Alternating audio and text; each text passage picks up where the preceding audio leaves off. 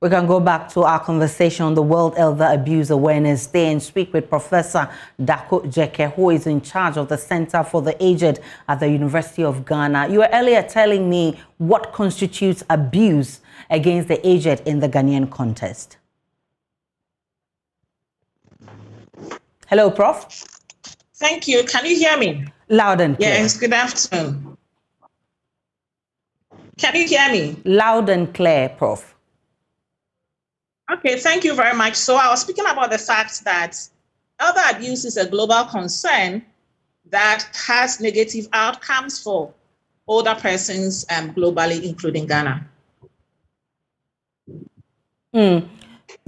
So if we talk about abuse against the aged, I mean, for you, what does that mean?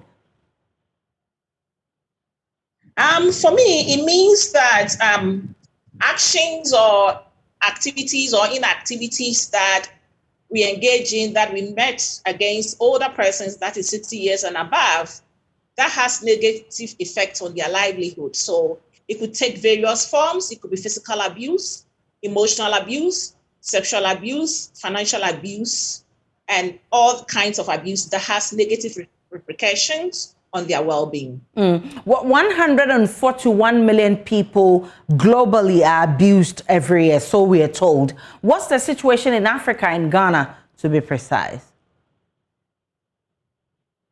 Of course, when you look at the data, we have scarce data on Ghana, but then globally it's talked about the fact that when WHO reports, 1 out of 6 people, elder people, are abused. So when it comes to data, we don't have it because it's very scarce.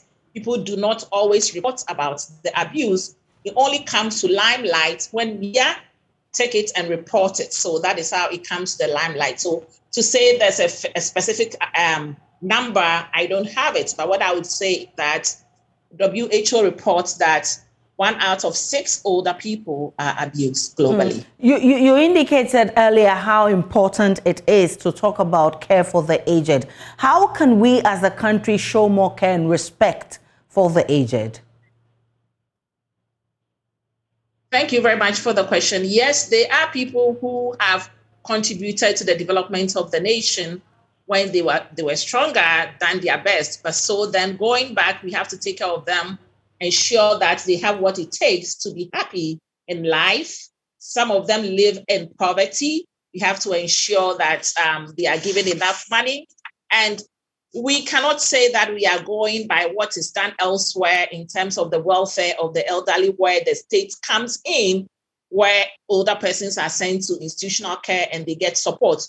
We are here in our families, and we always pride ourselves that we have a communal way of living where we take care of our own. So I would say that we all have to make sure that in our individual homes, we take care of our older persons and ensure that they are catered for, because we have an adage that says that when they help you grow your teeth, you also help them as they lose their teeth. So when we talk about families, families come together to make a community, and the communities come together to make a nation. So I'm thinking that we have to take it upon ourselves that older persons in our families are our responsibility to take care of them.